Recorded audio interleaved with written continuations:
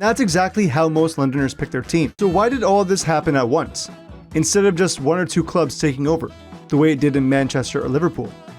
Well, thanks to London's population historically spreading out across several communities, each one had its own reasons to side with a club close to home. Dock workers in the east had nothing in common with munitions workers in the southeast, and rowers in the west had nothing to do with either of them. Then the railways and underground came along and sealed it all in place.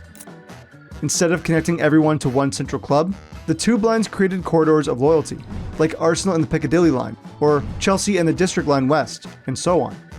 By the time London had a real transport network, every corner in the city already had a club to call its own.